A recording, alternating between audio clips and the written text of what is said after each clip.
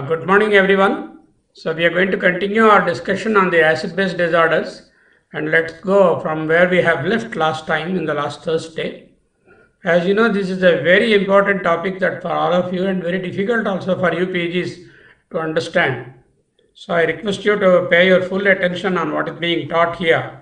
And if you have any doubt, then and there itself we will try to answer today itself. Okay. At the end of today's presentation, I'm going to leave some questions to you in the groups, so you can answer them and send them back to me, since this is a workshop format. Okay. So we are on the part 2 of the acid-base disorders concepts for our college. We are doing it, and some calculators also, as I told you, are listed here. Let's go further. So we just recapitulate what we learned last time. The law of mass equation is whenever there is a chemical equation going on, there will be what is called a reactants and resultants. Here we are starting from hydrogen and bicarbonate, and these are the reactants. These reactants form the resultant carbonic acid. H2CO3 is carbonic acid. So the last law of mass equation is a constant is equal to the ratio of the reactants to the resultant. Here the reactants are H and HCO3. So one reactant, this another reactant, and the resultant is H2CO3. Okay, so the ratio of them is going to be the mass equation. So what is the ratio here? We have to write bicarbonic acid, but we are not measuring carbonic acid in our acid-base sort of evaluation. We do an ABG, and the ABG gives you PCO2.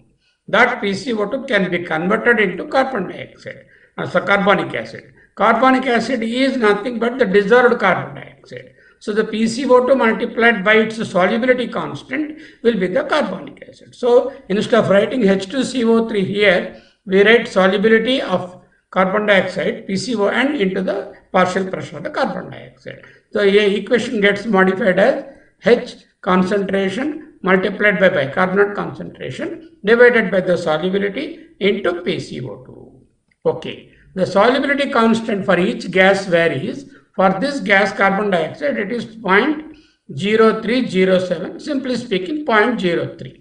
So the K now is equal to concentration of hydrogen ions multiplied by concentration of bicarbonate ions divided by 0.0307 into partial pressure of carbon dioxide as obtained from your ABG. This will be available as pH, not as hydrogen ion concentration. This is directly available. This is directly available. We should now know how to calculate the hydrogen ion concentration from the pH. I will show you that in a little while. So, if we take the logarithms of that and bring back this hydrogen onto this side, it becomes 1 by hydrogen ion concentration. 1 by hydrogen ion concentration, log of that is pH. We know logarithm of pH is nothing but the inverse logarithm of hydrogen ion concentration. Hydrogen ion concentration, take the inverse of it, 1 by H, and logarithm of that is the pH. Likewise, this K, when it goes here, it becomes 1 by K, and log of that 1 by K will be pK. Okay. Now, the remaining terms, since hydrogen is brought here, we are left with only bicarbonate and the denominator there. So log of that bicarbonate divided by 0.0307 into PCO2, which is nothing but the Henderson-Hasselbalch equation. So we have derived this equation by converting into pH. Here there is no pH here, we made it to pH. To do that, we brought the hydrogen to the other side. Of course, it goes to the denominator, 1 by hydrogen ion concentration, and take a log of that, that becomes the pH. pH is the inverse log of the hydrogen ion concentration, or inverse concentration of hydrogen ion, and take a log of that. So this is the HH equation. So let's go further. We have discussed that. Now same thing we have taken. Now here pK is there, pH is there, all this we have to now substitute. Now pH is equal to pK plus log of bicarbonate divided by 0.03 into PCO. That is what we have seen in the previous page. Now this pK is given as 6.1 for this equation. For each equation, the pK will vary, and remember, and don't ask me why it is 6.1. We can derive that also, but believe that it is 6.1 here. And the log of bicarbonate, we know the bicarbonate concentration in the blood is 24. Carbon dioxide PCO2 is 40. So the equation now becomes 24 divided by 0.03 into 40. 0.03 into 40, the denominator is 1.2. So we can rewrite the equation like this: 24 divided by 1.2.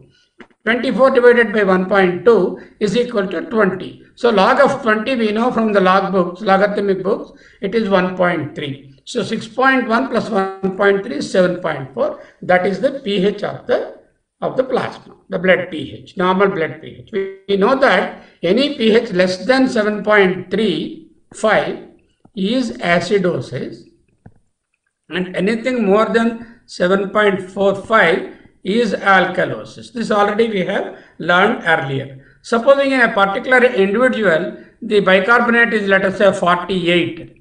Then what will happen? 48 divided by 1.2 will become log 40 here.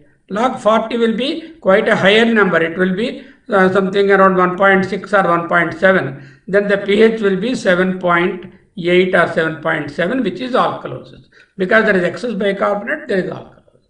On the other hand, let us say it is 12 instead of 24, and 12 divided by 1.2 will be equivalent to 10, and log of 10 is equal to 1. So 6.1 plus 1 is equal to 7.1, which is acidosis. Because bicarbonate is less, this is acidosis. Because the bicarbonate is more, this is alkalosis. So I have given you both the extreme scenarios of acidosis and alkalosis, how the equation gets changed and how the pH value will migrate this side or that side depending on either acidosis or alkalosis. Okay, let's go further. Today we are going to learn 3 important concepts. After that only we can enter into calculations. Okay, before that there is what is called the titration curve for the bicarbonate buffer. We have learned that there are 3 levels of defense. What are the 3 levels? First level is the buffer, blood buffers. Second level is the respiratory buffer, respiratory system, which is going to act. And third one is the kidney. This takes instantaneous care. This takes a few hours. This takes a few days.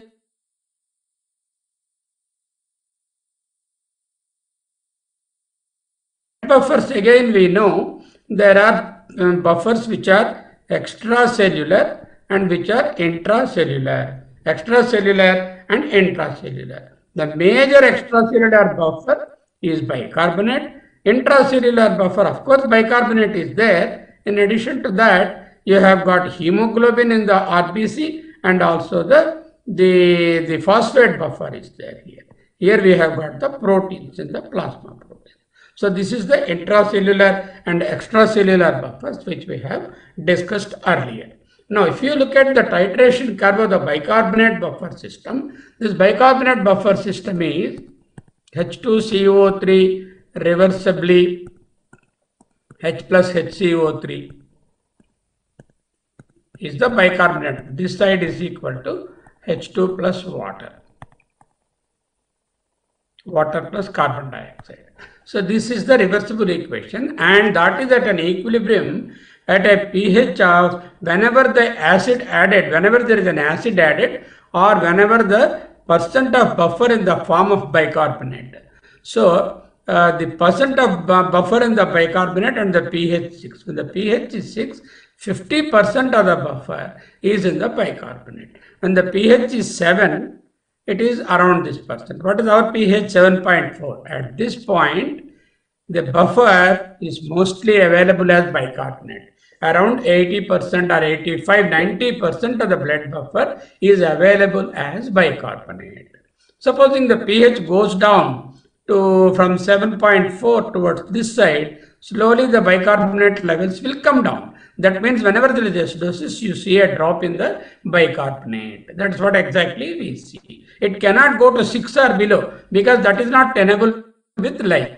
Anything that is tenable with life is between this and this only. Below that, it is not tenable with life. It is not compatible with life. Okay, let us go to the next one. Now, as earlier I told you, in this particular equation, we do not know what is the concentration of hydrogen ion. I wanted to know the concentration of the hydrogen ion. So, I can derive it from the pH. So, supposing the pH is 7.4, the hydrogen ion concentration is 40. How do I get that? You take a number 80 and subtract this 40. What you are left with is the hydrogen ion concentration. Okay, if the pH is 7.1, then 80 minus 10, the hydrogen ion concentration is 70. That is very high. Normally only 40 is the hydrogen ion concentration. In a pH of 7.1, which is an acidic pH, the hydrogen ion concentration is 70. How did I get it? Take 80 and subtract 10 out of that. Why 80? Don't ask me. We will come back to that at some point in the discussion. For the moment, you take 80 as the primary number here and subtract this one here. Okay. Now, if let us say if the pH is 7.56, how do I know the hydrogen ion concentration? I have to subtract 7.56 from 80, which is now 20, 80 minus, okay, 24. So 24 will be the hydrogen ion concentration. Normally it is 40, it is much lower because the pH is alkaline. Okay. The other way around, when you have 7.2 as the pH, then the hydrogen ion concentration will be 80 minus 27, which is equal to 53. 53 is higher, normal is 40, so it is higher because of the acidic pH. The H concentration is higher. This is how you derive the hydrogen ion concentration from the pH. Okay, the other way around. If I am given the hydrogen ion concentration, can I tell the pH? Let us say hydrogen ion concentration in a particular sample is 60. What will be the pH? pH is equal to, this is the H concentration. H concentration is equal to 60. What will be the pH? Easily you will guess it. pH will be, I have to take 80. 80 minus 60 is equal to 20. So I have to add, take it in the point. The mother is 7, neutral pH. This is the mother, and put the baby next to the mother. 7.2 is the pH. Okay, I'll take another example. 50 is the hydrogen ion concentration. So what will be this one? 80 minus 50, which is equal to 30, which I should write as 0.3 next to the mother. So the pH for a hydrogen ion concentration is 50. For the 50 will be equivalent to 7. What if the hydrogen ion concentration is 25? Then 80 minus 25 will be 55. 55, the pH will be 7.55. Because 7 is the mother, neutral pH, 55 I have to bring here. That means this is alkalotic pH. This is acidic pH. This is also acidic pH. So this is how you can calculate the hydrogen ion concentration if the pH is given, and the pH if the hydrogen ion concentration is given. How do I do that? Remember the number 80, subtract the hydrogen ion concentration. Whatever is obtained, you place it next to the neutral pH of 7. Then it gives the pH of the particular solution, either plasma or blood or whatever you are dealing with. Okay, this is a method of converting hydrogen ion into pH and pH into hydrogen ion. Both I have showed you. Okay, now I am giving you an example. You type out in the chat box, in a particular sample, the hydrogen ion concentration is 67. Find out the pH. Type the answer. In another sample, the pH is 7.544. Okay, what is the hydrogen ion concentration? You work it out and type and show me here. Now, I have given you hydrogen ion concentration and I am asking you the pH. I have given you the pH and asking you the hydrogen ion concentration. You can type it in the chat box, whoever has done that calculation. I'm giving you a minute or two's time. It's a very simple calculation.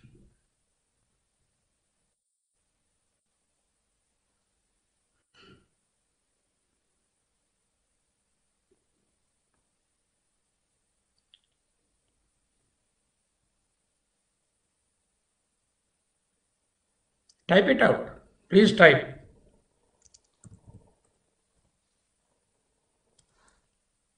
For which one 7.2? pH is 7.2. How did you get that?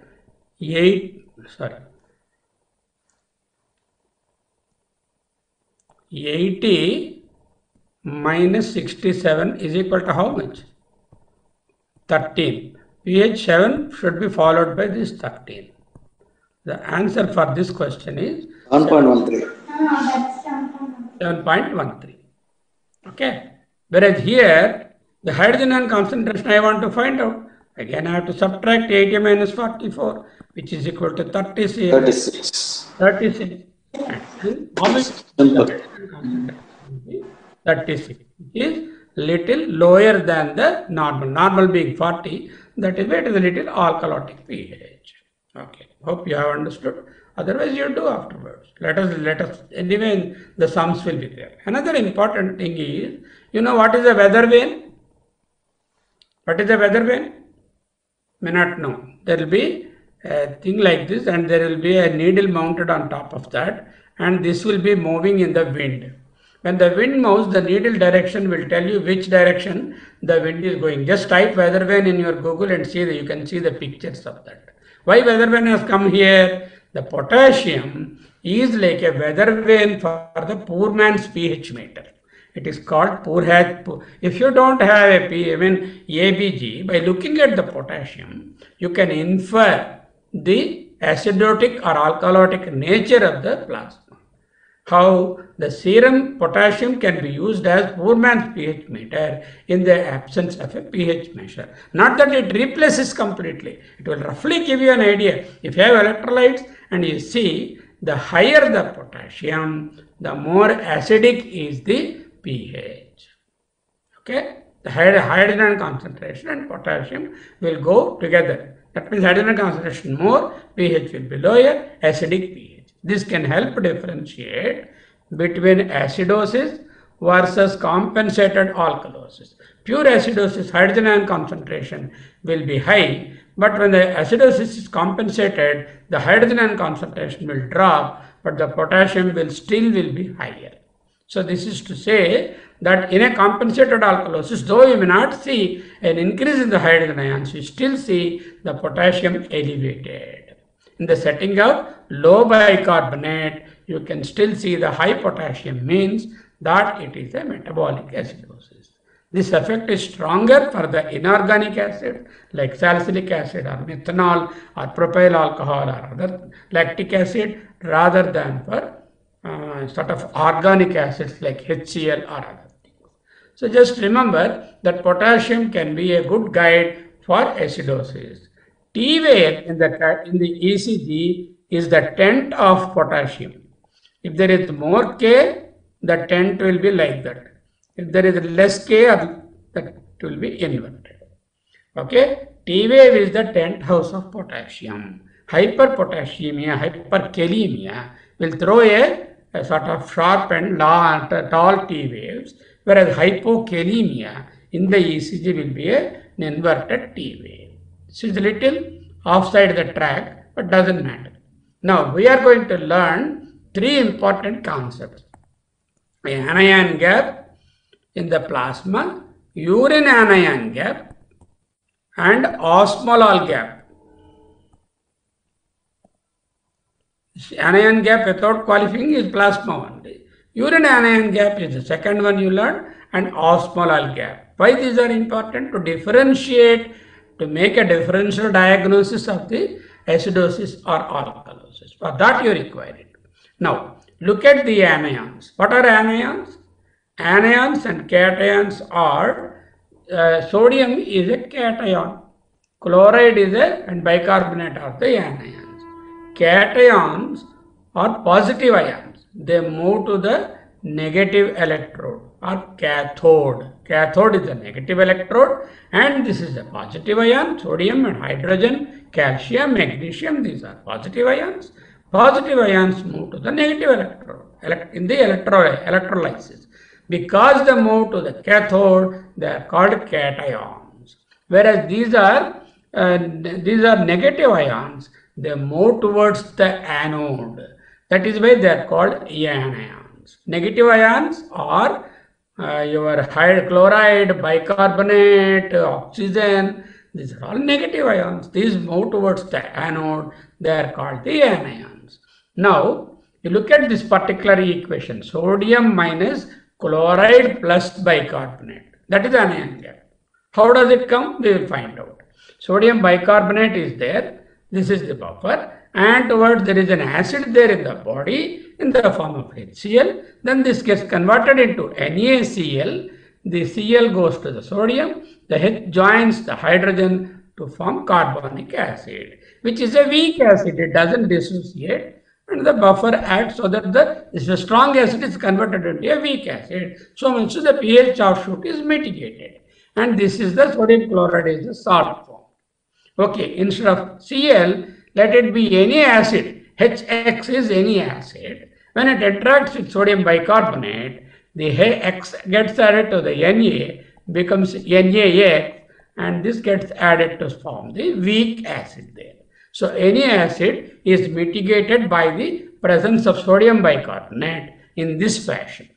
Now, there are measurable anions like potassium, sodium. These are all measured in your electrolytes. There are unmeasured anions like calcium, magnesium, gamma globulins, and sometimes we don't even measure potassium, only we measure the sodium.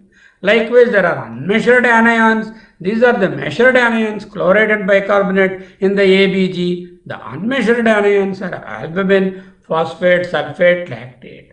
So, these are called the unmeasured cations. These are unmeasured anions. Now, what is the implication of that? Let us see. Anion gap is based on the concept of electroneutrality. That means any solution is always electrically neutral. That means that the number of cations will be equivalent to the number of anions. The number of positively charged particles will be equivalent to the sum of all the negatively charged particles in the solution. Okay. Now, what are the main cations here? The major cation in the plasma is sodium, and there are other unmeasured cations. So, sodium plus unmeasured cations is equal to the major anion is chloride and bicarbonate, and a combination of them plus all the unmeasured anions. Conventionally restated, sodium plus unmeasured cations is equal to bicarbonate plus chloride combination plus unmeasured anions. Okay, understand there is an electron neutrality in a solution. All the positive charges are equivalent to the negative charges. That means the available anions are equivalent to the available cations. The major cation is sodium. There are other unmeasured cations as we have seen in the previous slide like calcium, magnesium, and then potassium and other things. And the combination of sodium and all unmeasured cations is equivalent to chloride plus bicarbonate, which are the major anions, measured anions, plus unmeasured anions. Unmeasured anions are the measurable, yes, but with a lot of trouble and difficulty, and we don't require to measure. We only measure sodium, chloride, and bicarbonate. Sodium is the prototype of the cation, bicarbonate and chloride are the prototypes of the anion. Based on that, we would like to make some assumptions and inferences. So the equation now is sodium plus all unmeasured cations, which is equal to Na plus UC.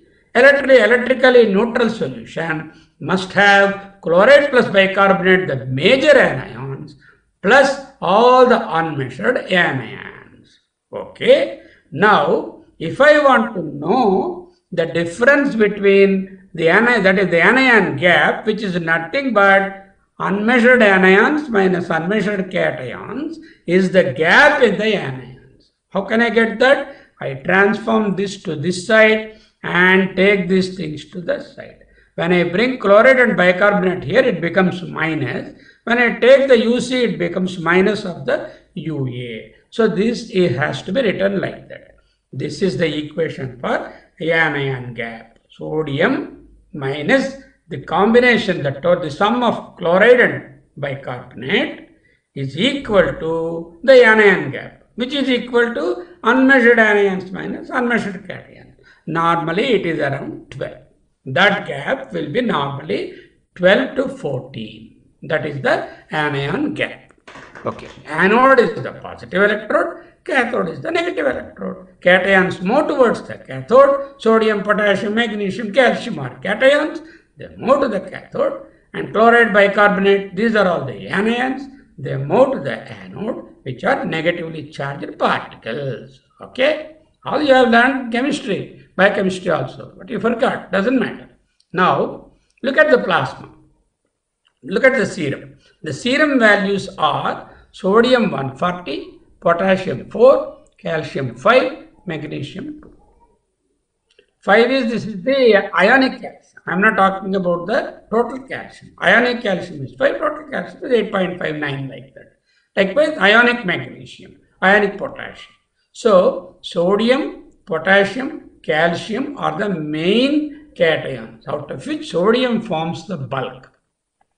Okay, all these things are unmeasured cations. These come under UC. Okay, now anions, chloride is around 100, 105, 103, bicarbonate around 24 to 26, let us take as 25, and these are the unmeasured anions. Okay, proteins 19, others 4. Total is 151, total charge, positive charge is 151, negative charge is 151, electrically neutral. But the beauty is this magnesium, potassium, calcium are usually constant. They don't change much in a normal individual. So much so, the concentration of proteins are also usually constant. So, if you want to really know the anion gap, what you can do is you can use sodium, because these are relatively constant. You can use sodium and subtract the sum of these two.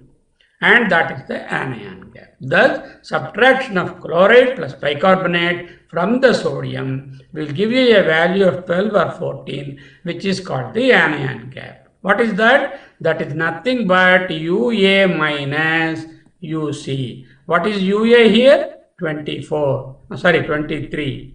23 minus, how much is this? 6 plus 11. 23 minus 11 is equal to 12. How do I get 11? 4 plus 5 plus 2 is 11. 19 plus 4 is 23. These are the unmeasured anions and these are the unmeasured cations. Subtract them, that is 20. That is the anion gap. How did I get it? I don't have to measure these things. I simply measure the sodium and chloride and bicarbonate and get a value and see whether it is within my limits of 10 to 12, 14 like that. That is called the normal anion gap. If there are any doubts, I will clarify. Now, we will work out. We will do some working.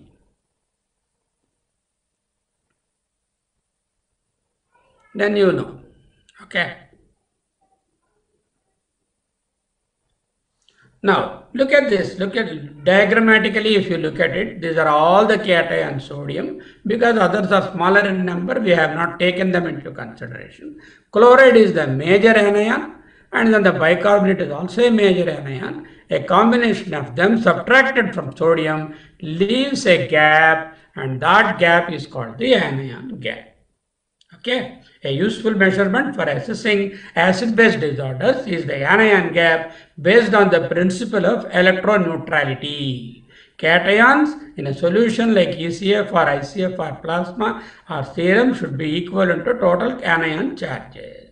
Ions measured normally are sodium, chloride and bicarbonate. So, plasma anion gap or serum anion gap is equal to sodium minus bicarbonate plus chloride, which is normally is equal to 12 to 14 are expressed as milliequivalents. All of them are in milliequivalents. Sodium in milliequivalent, bicarbonate, chloride, and the calculation is in milliequivalents. So that is 12 to 14 milliequivalents is the normal anion gap. Remember that. Now, looking at this center one is the normal one. So normal sodium, let's say 135 in a given patient, and then chloride is 100, bicarbonate is 125, 125, 100, 100 plus 25 is equal to 125, 135 minus 125, anion gap 10, which is within normal limit. 10 to 14 is normal, so it is okay. Okay, in another patient who has got an anion gap acidosis, he has got sodium of 135 and the chloride is 100, bicarbonate is less than 25. Okay, it is not 25, instead it is 15 or something like that. So let us, then what will happen? 15 plus 100 will be 115. 135 minus 115 will be more than 10. In this case, in this example, is 20, which is a widened anion gap or anion gap increased, also called anion gap acidosis. Okay, the other way around. In another patient, sodium is normal, chloride is around 100, bicarbonate is 25, total is 125, there is no change in the anion gap. And in such a situation, there is, supposing the bicarbonate goes down, what will happen? The chloride will increase and compensate, and see that the anion gap does not increase like here. Here, the chloride is unaltered. That is why there is an increase in the anion gap. Here, the bicarbonate is decreasing. There is an increase in the chloride. This is called the hyperchloremic acidosis. Hyperchloremia means excess chloride. Here there will not be hypochloremia, normochloremic. If you look at the chloride, you know whether it is normochloremic or hyperchloremic. But that is not the direct way, because chloride is influenced by so many things. So best thing is look at the anion gap, and if the anion gap is widened and the chloride is more, then you are sure, okay, there is a hyperchloremic acidosis. Let's go further. Now, you need to correct the anion gap. What is this correction? Sodium minus chloride plus bicarbonate is equal to UA minus UC is equal to AG, anion gap. Now, the serum albumin contributes to half of the total anion equivalency of the UA pool. Serum albumin contributes to 50% of the UA pool. So naturally, if there is a fluctuation in the albumin, this calculation will be falsely implicated. How does that happen? 1 gram of decline in the serum albumin decreases the anion gap by 3 milliequivalents. Supposing a normal albumin is 4 and a person has got 50% of albumin, that is 2 grams. He has got 2 grams of albumin, and each gram reduces by 3 milliequivalents. 2 grams should reduce by 6 milliequivalents. So therefore, anion gap is corrected, actually added. So each particular decline in the serum albumin fictitiously decreases this one. So therefore, a corrected anion gap, if you see an anion gap of 12, you have to add that 6, because this is brought down to 12 because of the hypoalbuminemia, and I will correct for the hypoalbuminemia. In other words, in all calculations of ABG, you also need to know the serum albumin. In the absence of that value, you presume it to be normal. But if you are not, if you have a value of the albumin, correct the anion gap. How do I correct? For every gram drop of serum albumin, I have to add 3 milliequivalents to the observed anion gap. If my observed anion gap is 10 and if my serum albumin is 2, I have to add 6, because 2 grams of albumin would have brought down the anion gap by 6. So if the albumin were to be normal, that 6 would have been reflected here. That is what is called 60. This is how I correct. Just like you correct for your calcium, depending on the serum albumin, here also you have to correct the anion gap. This is called the AGC, anion gap corrected. C means it's corrected anion. It indicates that the person has got hypoalbuminemia and you have adjusted for that. Okay, let us go further. So look at this, left side values are normal and the right side values are patient's values. 140 sodium, normal, 103 chloride, normal, 25 bicarbonate, normal, anion gap 140 minus this combination is 128. 140 minus 128 is 12. Anion gap is normal. Assume that the patient's protein are normal because they are not given. There is no need of correction. Anion gap is 12. Versus another patient whose sodium is 140, chloride is 103, bicarbonate is 10, total is 113. 140 minus 113 is 27, which is way above the 12. Okay, how much way above the 12? That is called the delta gap. That is called the delta Ag. Delta Ag is equal to the observed Ag minus what normally is allowed. Normally allowed is 12. So the observed is 27, normally allowed is 12, and this 12, how much it is excess? 15 milli equivalents. Excess gap is there. That is called the delta gap. If the delta gap is 0, it means there is no anion gap. The delta gap of 1-2 units accepted. Anything more than that, it is an increase in the anion gap. Now you learnt one thing. You learnt an anion gap. You learnt an anion gap correction. You also learnt delta anion gap. Now I am going to give you a question. You please type that in your chat box. Ag is 22. Somebody has written. Okay, can we find that on the screen?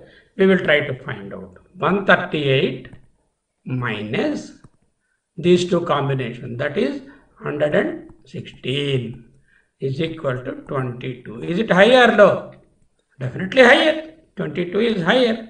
Delta gap, corrected gap you have to find out.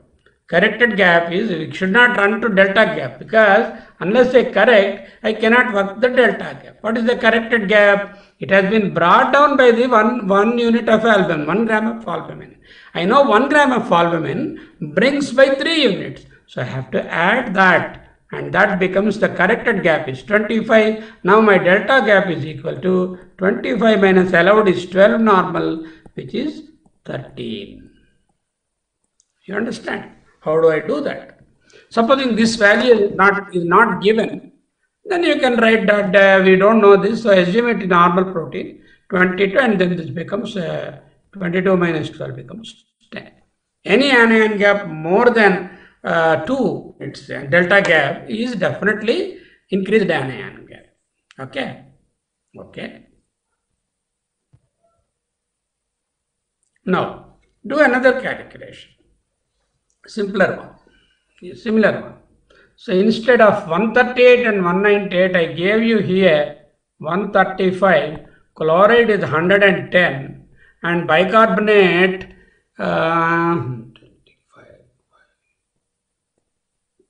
20, and albumin is normal, let us say, for this particular calculation. What will happen then?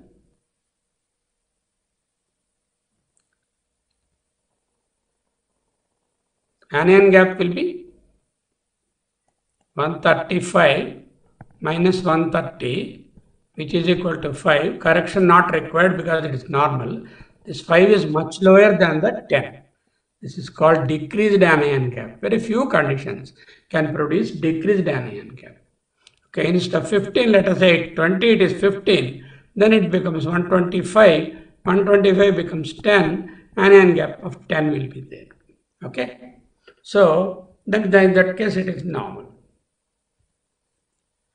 Okay, let's go further. You now understood how to work out an anion gap, how to work out a correction, and how to work out a delta anion gap. And this delta anion gap is important for us for several reasons. I'll show you why. So what are the conditions which can produce a decreased anion gap? That's what I showed you in the previous example. Hypoalbuminemia will pull the anion gap much lower. Suppose the patient has only 1 gram of albumin, so it pulls by 9 units, normal being 12, 12 minus 9 will become 3. So the hypoalbuminemia is the important condition which can produce a decreased anion gap.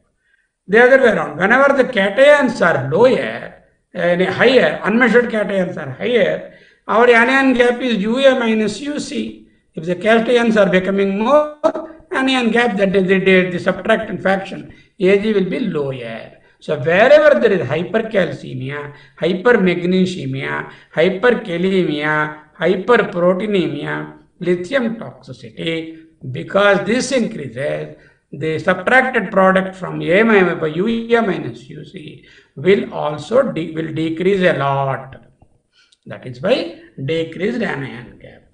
The anion gap may be a short notes, in which case you have to write what is the anion gap, what is corrected anion gap, what is delta gap, how do you calculate, what are the conditions which produce decreased anion gap, what are the conditions which produce increased anion gap. Okay. Metabolic acidosis. We are coming to the crux of the acid-base disorder is metabolic acidosis. If you learn this, 50-60% of acid-base disorders are learned. That is the role it plays in clinical medicine, metabolic acidosis. Others are there, metabolic alkalosis, respiratory acidosis, respiratory alkalosis, acute and chronic respiratory forms are there. But the majority of the diseases of acid-base disorder are metabolic acidosis. We need to spend quite a good amount of time on this. Loss of bicarbonate leads to systemic acidemia, which produces low arterial pH and low serum bicarbonate concentration. Whenever there is loss of bicarbonate, H and bicarbonate are in a balance. So if the bicarbonate is lower, there will be relative excess of hydrogen, which is nothing but acidosis, which is nothing but lower pH, which is nothing but acidemia and acidosis. And this low bicarbonate is of course serum bicarbonate. So loss of bicarbonate leads to low serum bicarbonate, and so what happens now? The main value is, the variable is the bicarbonate. Bicarbonate goes down. Then the bicarbonate goes down means the relative excess of hydrogen. Excess of hydrogen means lower pH. So pH also goes down. The pH of the plasma and the bicarbonate, they go in the same direction. And this, what will happen? Whenever there is the excess acid is there now relative to the bicarbonate, that acid has to be excreted. Appropriate compensation with increased respiration, and with each respiration carbon dioxide is washed out. Carbon dioxide is carbonic acid, that is acid is for carbon dioxide excretion equivalent to carbonic acid, H2CO3. That means acid is washed out as carbon dioxide. So more amount of carbon dioxide is washed out, PCO2 also drops. Sorry, PCO2. Okay. So in metabolic acidosis, the primary variable is bicarbonate, which goes down. Of course, along with that, the pH also will be down. The compensatory mechanism of increased respiration reduces the PCO2. All are in the same direction. In metabolic acidosis, the primary variable bicarbonate, the pH of the blood, and the compensatory variable PCO2, because this is at the kidney level, compensation is occurring at the respiratory level, and that is again reduced PCO2. Everything will be going down. Remember like that. Okay. In general, how much PCO2 will come down? That also you need to know. Suppose it is more or less, then again there is an additional disorder. If the PCO2 drop is commensurate to the decrease in the bicarbonate, it is okay, there is no other disorder. Suppose the PCO2 drop is much in excess than bicarbonate, then something else is pulling the PCO2 down, or it is not as much as expected, there is something else which is keeping the PCO2 up. That becomes a mixed disorder. Then I need to know whether the PCO2 drop is commensurate with the bicarbonate. How do I know that? The expected PCO2 is equal to 1.5 times the bicarbonate plus 8 plus minus 2. This is all one thing. Then plus minus 2. Let us say the bicarbonate is, instead of 25, it is 15. Okay. So 1.5 times into 15. There is a drop in the bicarbonate. 15 into 15 is 1.5 into 15 will be 2.5 2.25. Okay, 2.25 plus 8, which is equal to 10.25. Okay, my PCO2 has to come down from 40 minus 10.25 or 10, which should be 30. You understand? So that in metabolic acidosis, of course, there will be low serum bicarbonate, and that low serum bicarbonate is associated with relative excess of hydrogen ion. This relative excess of hydrogen ion is reflected as drop in the pH, because we know hydrogen ion concentration is more, pH will be less, because it's an inverse logarithm. The pH will be low. Acidosis pH is lower, less than 7.35. Alkalosis pH is higher, more than 7.45. Here it is acidosis, excess hydrogen ion, less base, and the base is less, acid is more, so pH is more. Hydrogen and bicarbonate is lower, pH also is lower. There is a compensation occurring at the level of the lungs. Lungs try to excrete the excess acid in the form of carbon dioxide. That means for carbonic acid is excreted, carbon dioxide wash out, pulls the PCO2 down, and the PCO2 also is lower. So in metabolic acidosis, classically, there will be drop in the bicarbonate, there will be lower pH, there will be drop in the carbon dioxide. This drop, is it appropriate to the bicarbonate, or is it less or more, has to be calculated in order to exclude mixed acid-base disorders. Okay. Now, how do I know that? PCO2 expected is equal to 1.5 multiplied by the bicarbonate value. Let us say in our given example, the bicarbonate is 15. 15 minus 1.5 is 2.25, and that plus 8 is equal to 10.25, or 10 plus minus 2, 8 to 12. So my expected PCO2 should be 30 minus 28 to 32. Suppose in my expected PCO2 is much lower than this, that there means there is something else which is pulling the carbon dioxide down. Or if it is much higher, there is something else which is holding the PCO2 up. So that's how you have to work out. This is called the working on the respiratory compensation for metabolic acidosis. Okay.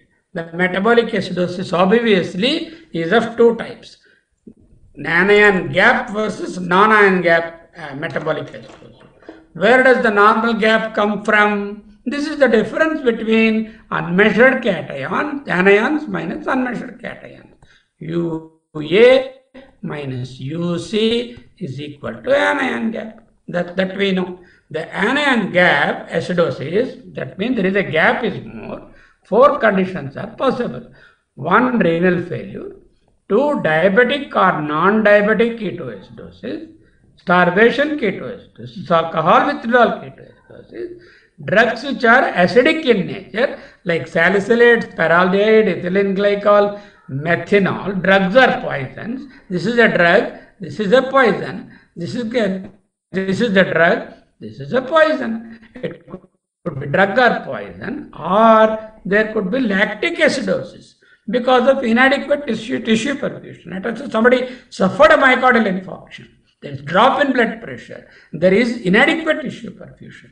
And then there is lactic acidosis. That produces anion gap acidosis, increased anion gap use. Remember, there are 4 major conditions: either the kidney, or the ketoacidosis of diabetic or non-diabetic, or drugs or poisons as listed here, or there is a lactic acidosis due to decreased perfusion of the tissues.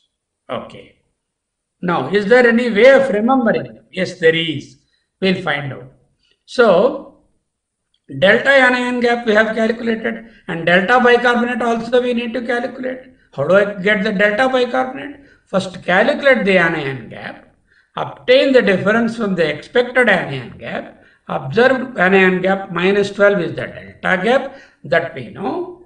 This drop in the anions is because of the bicarbonate, that is the higher, the lower, there is an anion gap that is occurring. So add this anion gap onto the bicarbonate. Without this, what will be the bicarbonate? What is the value compared to normal bicarbonate of 24? So normal bicarbonate is 24. Suppose the patient's bicarbonate is 15, anion gap is 15. That means 30 is the added bicarbonate. Normally it is 24, but the bicarbonate is more. That means it is a associated alkalosis is there, hidden metabolic alkalosis. The other way around. So we have bicarbonate of anion gap of 15, Ag, let us say we have got 15, bicarbonate is 5, that is 5 plus 5, this is 20, normally it should be 24, 4 units lower, there is an associated hidden acidosis, So we can find out the mixed disorders by two ways. By looking at the compensation of the carbon dioxide, as we have seen in the previous slide, by looking at the delta bicarbonate. What is the normal bicarbonate we have observed? Add the anion gap to that. If there is no acidosis, the bicarbonate would have been that much. So I added the anion gap, got some bicarbonate value. But I haven't observed bicarbonate in the test and see the difference. If the difference is perfect, 24, nothing, no added disorder. If it is more, there is an associated metabolic alkalosis. If it is less, there is a non-anion gap acidosis. Once you see the examples, you know them better. I will show you. Now, the metabolic acidosis can be divided, differentiated. Differential diagnosis is the fundamental yardstick is there must be a low bicarbonate, there must be a low pH, there may be a low pCO2 if the compensation is there. That is metabolic disorder. Primarily, it is a metabolic disorder. It is not a respiratory disorder. It is a disorder of the kidney or something to do with the metabolism. Either the kidney or there is a washout of bicarbonate or there is some renal problem, which as we have seen. So it could be two types, NAGMA and AGMA.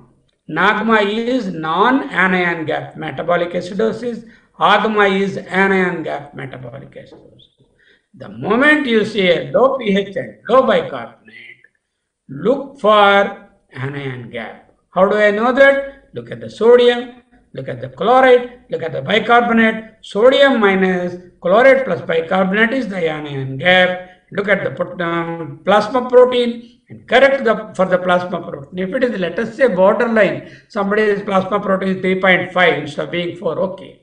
But if it is substantially lower, you correct the anion gap, obtain the delta gap. If the delta gap is higher, then there is AGMA. If there is no increase in the delta gap, there is normal anion gap. That is non-anion gap metabolic acidosis. So in AGMA, there is what is called a sort of a mnemonic for you, mud piles to remember the etiology. Suppose it is NAGMA, then I have to separate it whether it is kidney or extra renal. Is it gut or extra gut? I can do that by looking at urine anion gap. How do I calculate the urine anion gap? I will show you in the next slide. Urine anion gap is equal to formula, the principle is same. Principle is electron neutrality. Urinary cations is equal to urinary anions. What are the principal urinary cations? Sodium, potassium, calcium, magnesium. Major chunk in the urine is the smell of the urine is because of the ammonia. The ammonical odor is because of the splitting of the urea there, and the ammonia, the major cation is ammonia apart from sodium, potassium, calcium and magnesium in the urine. What is the major anion? Chloride, of course, is the major anion. Bicarbonate is not normally passed on. Urine is usually acidic, pH of 6.2, 6.3 like that. Urine is not alkaline. So there won't be bicarbonate in the, instead of in the plasma you have chloride and bicarbonate. Here we have chloride, sulfate and phosphate. So on usual diets, potassium, magnesium, calcium, sulfate and phosphate are fairly constant. So these will go away. Now we are left with sodium, potassium and ammonia, and then this side chloride.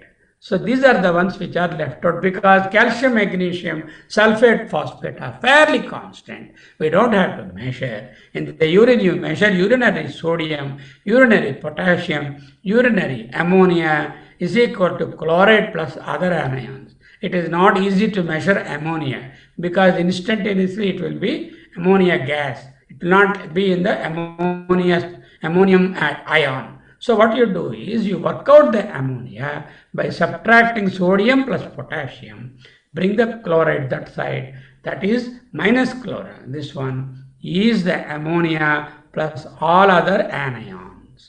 The practical point of view, urine anion gap means sodium plus potassium minus chloride. There in the plasma or the serum, sodium minus chloride plus bicarbonate. Here there is no bicarbonate. Instead of sodium, you also have potassium.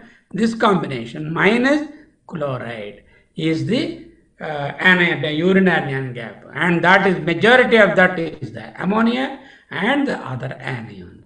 Normal value of the urine anion gap is 30 to 35 milliequivalents. Most of that is ammonia. What is the normal plasma anion gap? 10 units. What is the normal urinary anion gap? 30 to 35 units. Okay. How do I calculate the urine anion gap?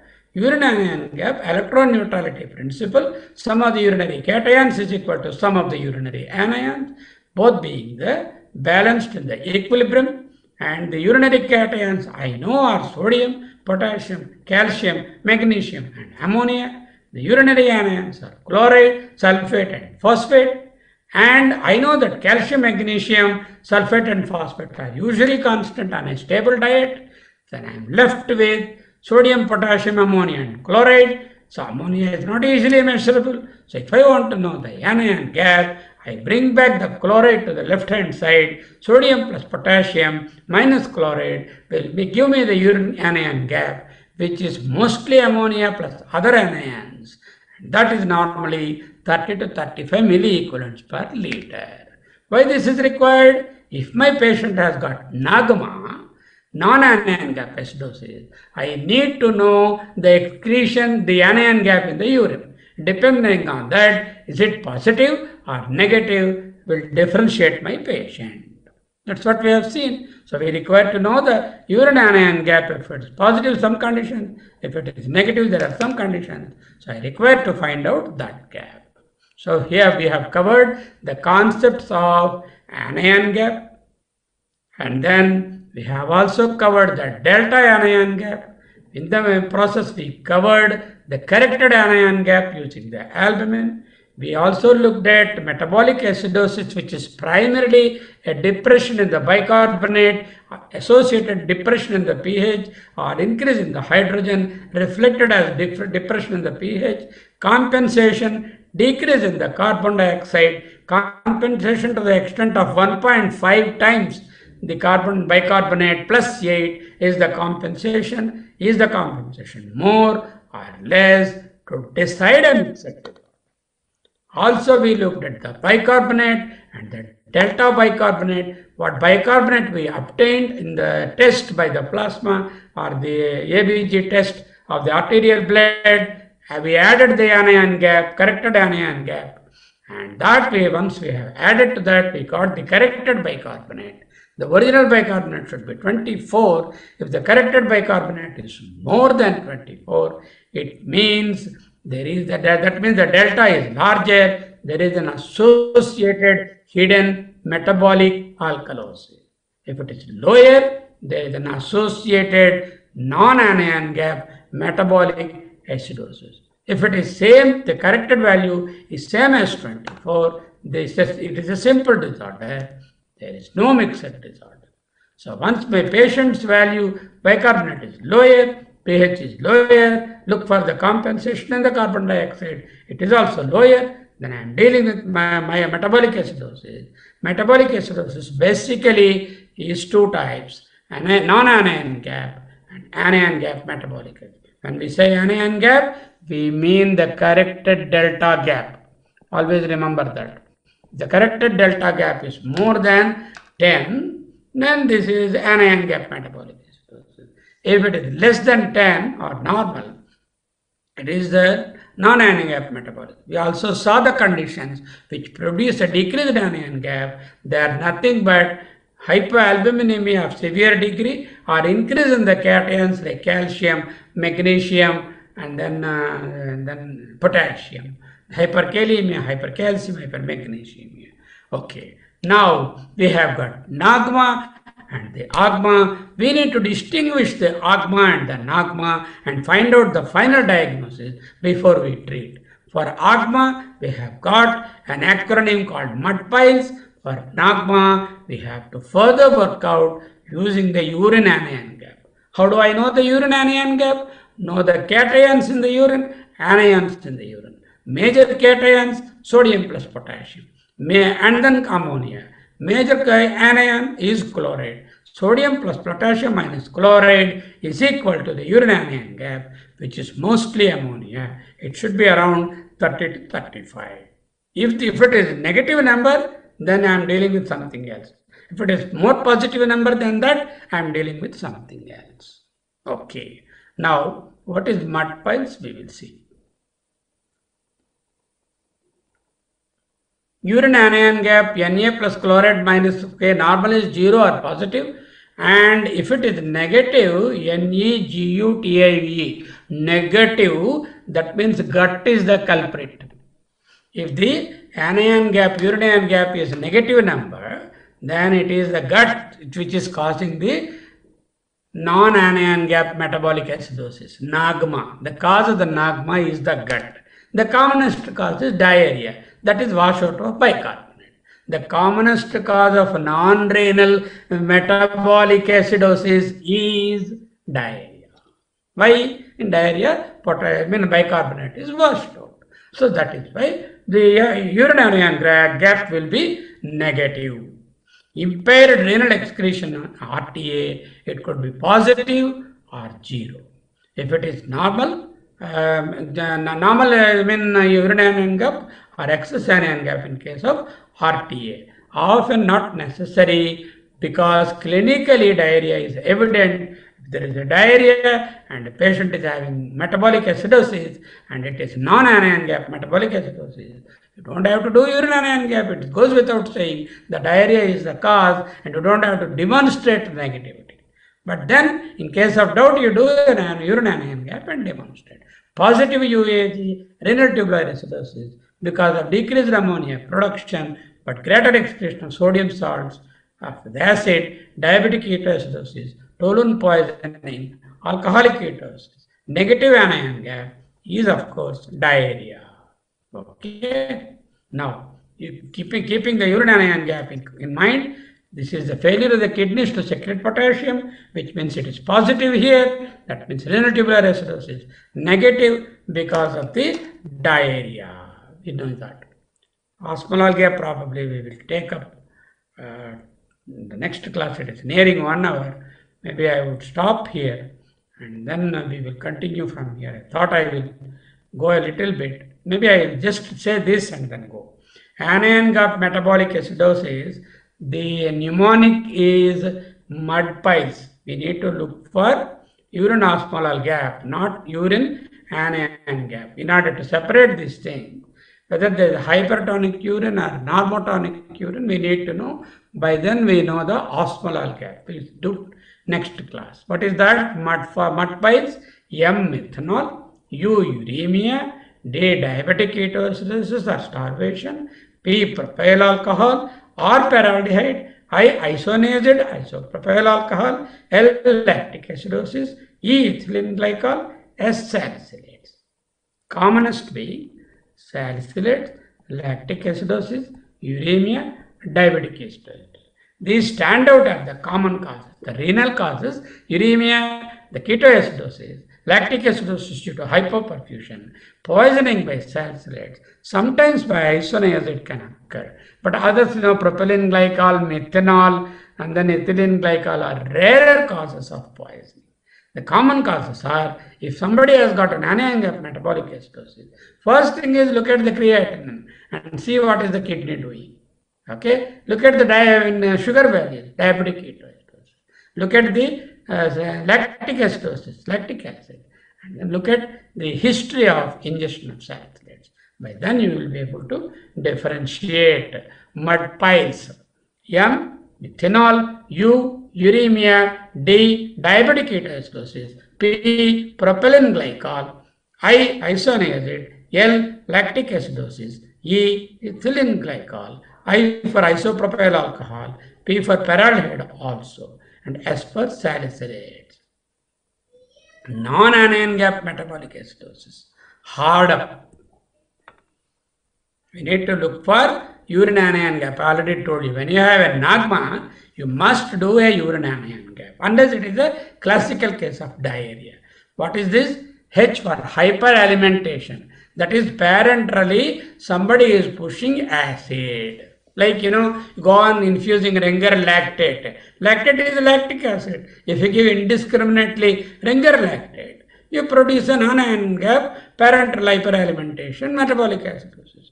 Acetozolamide, you use it for carbonic anhydrase inhibitor. Diamox for either renal condition or for ophthalmic condition, or for as a diuretic you use Diamox, then it can end up in NAGMA.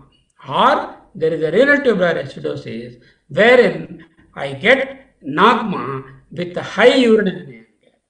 And diarrhea, the reason is not excess acid added, but bicarbonate is washed out in the diarrhea fluid. That shows a lower or negative urine anion gap.